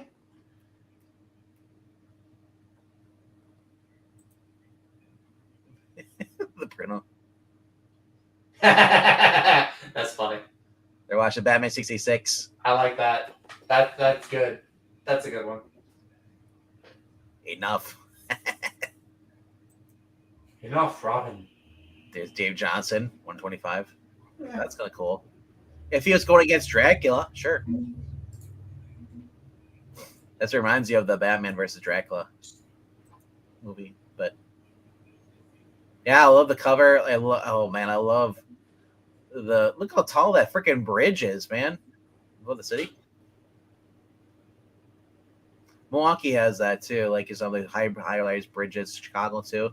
It's like it's just do you realize how freaking far you are up in the sky? It's like, ooh, I'm in a car driving in the sky, pretty much at the point. But like, I don't know if you have any bridges by you guys, high-rise bridges that are just like it just feels like bridges that go across rivers, and then you feel when the wind blows, you're moving. Oh, I hate that. But alrighty though, that is it. I guess that's it then, right? That's it. That's all I got. That's all she wrote. And then some. And murder. Oh, next one. Alrighty. Good question. So Rocky still wants to break the White Series record. What's that? I'm trying to understand MK here. Oh no! They're the White Sox are safe as shit. Rockies actually, they're the hottest team in the division right now. Go ahead, because the announcer, the news reporter. They've actually for the past month and a half, they've got a better record than the Dodgers. Well, I was gonna say some are bad, but yeah. Apparently, people are tuning in the Rockies because they got that hot brunette. Oh, I don't know. Sports announcer or girl that basically sounds like the news reporter. So I do not like women announcers. It's like I don't like. Well, she's not an announcer, but she's the interviewer. Like goes after ESPN. Oh no! Well, no. I said those. I don't like men doing that. It's not a know your role thing. It's just like you get used to a certain thing. I just like to hear male voices, and besides the other person's supposed to be like a color guy, and it's usually somebody that's played the game that can relate to what's going on from their own experiences. Oh, it's like John Kruk. He's the color guy, and he can and he played the game for 15 years. But I don't know if you saw that. If I shared it in Sports Ball earlier today, it was like all the different announcers, famous announcers for baseball. Man, there's a lot. Did you see the thing I posted the other day where, Zach, you know who Harry Carey is, don't you? Harry Carey, yeah, sure. I think so. You probably know him from Will Ferrell's sketches on Saturday Night Live. But he was a famous Cubs announcer. He was okay. He was an announcer for the Cardinals and got fired when he was the most popular announcer in baseball. It's because he was sleeping with the owner of the Cardinals' wife. Nice. Now, when we all know him as this fat, jovial, big glasses, but at one time he was like a big, good-looking stud dude. Anyway, in 1970, the Reds radio announcer retired, and they brought in Harry Carey to interview for the job, and he was going to get it, but he wanted a 6-figure salary, and the Reds weren't going to pay it, so they didn't hire him. They did hire Al Michaels. Do you remember him? Do you believe in miracles? Yeah. Oh, Al Michaels. Okay. Yeah, maybe the most famous announcer of the last 50 years. Because he always did the Super Bowl with Joe Madden. Yeah, he was actually the Reds radio guy for 3 years. Oh, wow. Okay. Very, very young when he was a very young man, and then Marty Brennaman took over for him. But I only remember Harry Carey from like doing like the Cubs game and stuff. And Well, that's what he's yeah, most. yeah, But yeah. he And was then he him was hanging a out with Bill Cardinal Murray. announcer. He he worked for the. He ended when he found out when Mr. Bush found out he was sleeping with Mrs. Bush. You know, he obviously got fired, and I think he ended He up in switched to Miller Oakland. beer. Oh, Oh, they actually, here's the thing. 20 years later, Anheuser-Busch hired Harry Carey to pitch Bud. Remember, I'm a Bud man and a Cubs fan. yep. Same company that he was once sleeping with the owner's wife. That's when you know you got it, when you can get rehired by somebody after Now that. he got fired for that, but the guy stayed with his wife. That's a good question. I wonder if it is. Yeah, but No, no, I don't know if there's any like definitive Harry Carey, biographies out there. But if there was, I would absolutely read that. Like I said, I just remember like seeing clips when I was younger and stuff, and just with a Harry Carey hanging out with Bill Murray and just doing commentary on the sports game, especially for when they were Bill Murray was promoting Scrooge. Remember the book we just read, that Pastime? Yeah. Remember that part of the plot was the first night game at Wrigley Field? Yep. That was Harry Carey and Bill Murray hanging out. Yep. Because it got rained out, so they couldn't do nothing to announce. Yep. Yeah. Like I said, it's Harry Carey was one of those guys. He's very unique. John Kruk is very unique. Bob Uecker, if you've never heard Bob Uecker announce stuff or just stuff hanging out, Google it or look on YouTube. You probably can find old clips and stuff. He was just Uecker. I loved him because I was not a huge baseball fan, but if I would listen to the game, Uecker would just joke around the whole entire time because he's the same way. He acted the same way when he was on Carson with the same wit, humor, dry humor. He would do that while he's announcing the game. The Cubs and the Dodgers were playing one night, and Harry's announcing. It's like, there's a fly ball to the left, and Kirk Gibson gets under and makes the catch. Kirk Gibson had been taken out of the game for defense and replaced by a black guy. There's context that Kirk Gibson is very white. Do you know Harry didn't care because he was so in the bag by then. I would have loved to have Uecker and Harry Carey announcing a game together. No, you wouldn't have. That would have been funny. That would have been way too much cool. Especially with Harry Carey, 3 sheets to win by the end of the game. It's one of the as far as I know, I don't think Uecker ever drank on the job, but I know Harry Carey did. Except for the one time I saw him in person, was right after he'd had a surgery. So he was holding the Budweiser glass, but it didn't have beer in it. But I said that was he like comes out of the booth and just it was like royalty stepping down off his throne.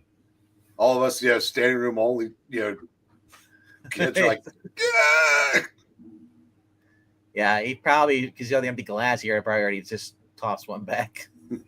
Nah, he wasn't. He actually wasn't drinking at the time. I love Uecker. Uecker he's always like, yeah, I get the Eastern sauce here, Clements, or it's like he's always that was the brand thing. He had his own brand of sausages or stuff or use, but yeah. What's crazy about Uecker is that he must have really fallen in love with the city. From like the one year he played for the Milwaukee Braves before they moved to Atlanta, because he ended up making his home in Milwaukee for the last half century of his life. I'll be right back. I gotta grab something to show you guys. All right.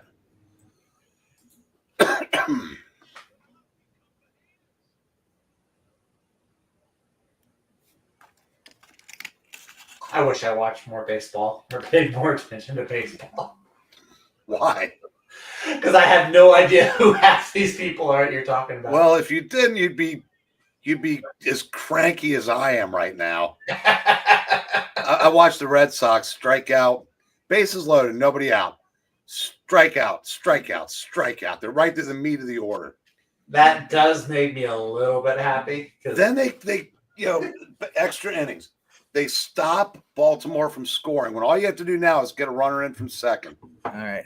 They load the bases again and go, and they lost. Hey, It's extra fun for me though because my ex's favorite team is the Red Sox. So how cool is that?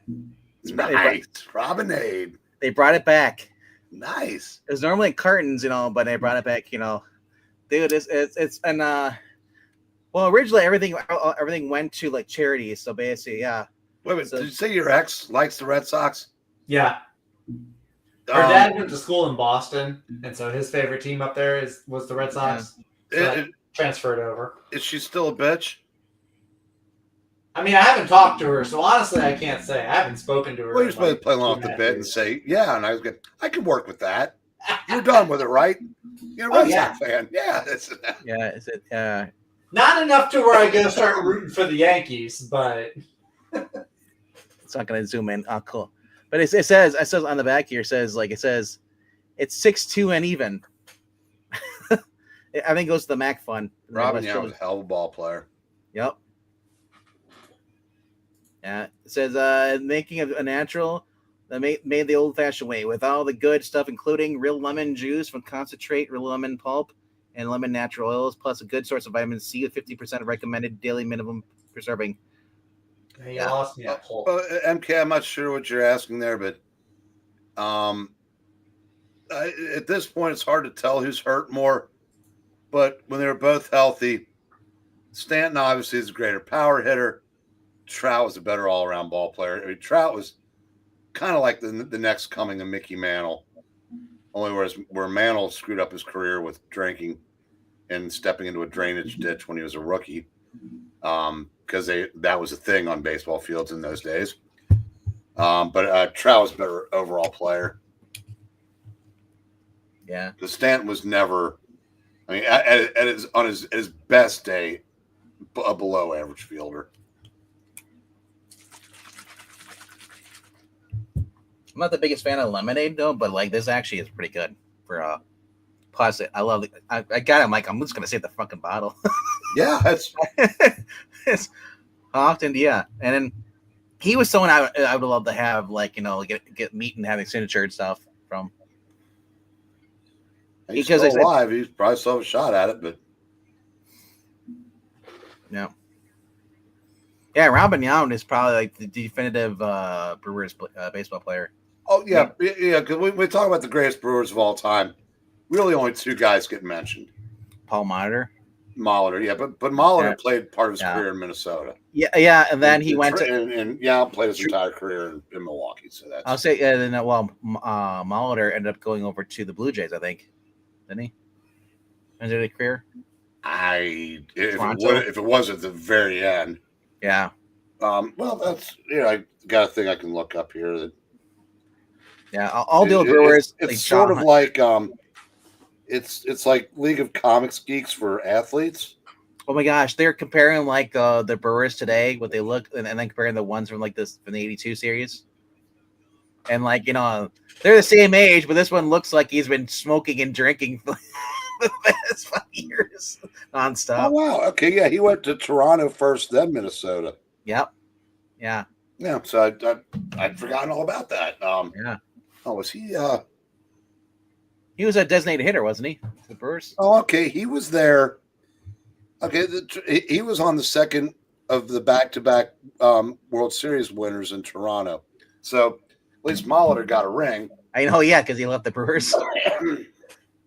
Yeah. 14 games is the new franchise record they set since '87.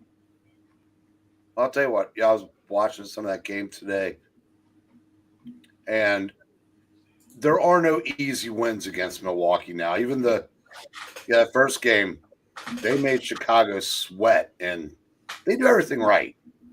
Yeah. Yeah, I said they're a fun team to root for. I mean, if this were a lost Red season, I would absolutely be all in on Milwaukee. When you went to the games, did you ever get the baseball caps, upside down, with the Dippin' Dot ice cream? Oh yeah, I've got it. I still have a bunch of those. science one in this room. Yep. Um, I used to collect those all the time. yeah. Oh, I take it back. I forgot. I have 5 more of them up on a shelf. I don't remember Three Ninjas. I watched that as a kid, bro. I don't remember watching. I barely remember Sidekicks with Chuck Norris. Oh my god, Zach's like, I never watched these movies before. Never watched them. Good. Nope. Actually, do you have to be going? Because I have an early day in the morning for work. Wow, he shows up late and then has to leave early. Bro, listen, I gotta make money to afford all of these comics that I gotta buy tomorrow. So Zach, I started a Bible study with some friends of mine. We started an hour later than we planned to, so that's why I'm late. So I feel like with you having your James Gunn, I am a James Gunn fan shirt on. I should go grab the Snyderverse Man of Steel $7 shirt. at Walmart, baby. You pay too much. But yeah, no. I saw y'all were still going, and I was like, let me pop in there for a second and say hi, so nobody thinks I'm. That was Jeff on Thursday. Here, you guys still going, and we ended. As he's able to jump on, I was like, we were in the process of ending. It's like, hey, be right there. I'm like, bro, we're ending. And I saw you were on the trade, so I was like, let me pop in there. But yeah, right. I've got to be on the road at 7:00 in the morning, so I'm gonna go get some sleep. I guess we should bid everyone adieu. Eddie. Adieu. Yes. Even Ethereal's going to bed. Ethereal's going to bed? Yeah, he says night all. I mean, I assume maybe because we're leaving, that's why. Maybe. But anyway, though, that's it for this week. We'll be back on Thursday night at 9 p.m. Eastern with our books.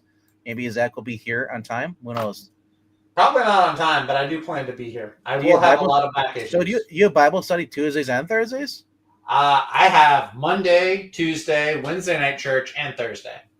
So 4 nights. Zach, did you get any old stuff, or is it more mostly modern? All-Star Squadrons. Got some Defenders. Some early 2000s, mid 2000s. Nothing modern. Nothing like brand new. It's weird as far as back issues. But Squadrons, like Agents of Atlas, Captain Britain and MI13. Ooh, cool. So yeah, I'm trying to get some of those shorter runs from the mid 2000s. That's like my new thing right now. Like Challengers of the Unknown. I think I got an Outsiders, a Joe Winnick Outsiders book. So yeah, I sold my Blood Hunt collection, all the unopened stuff. So I got some money off of that. Oh, nice. Oh, that's cool. My shopper is like, he's like, well, I don't have any money or cash right now. It's like, is insert credit? I'm like, insert credit's great, bro. I'll put it towards the new ones. Yeah, there you go. Yeah, I've been fortunate able to basically like buy books and then sell them 4 months later back to the same person and get a decent amount.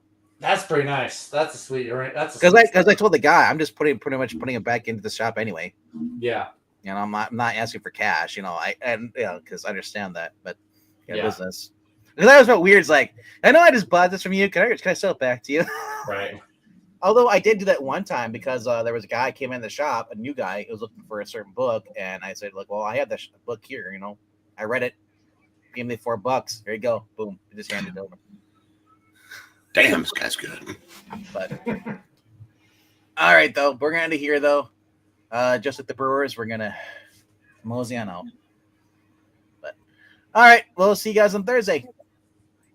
All right, now you guys keep your sticks on the ice, eh? Yeah. Good night, kids.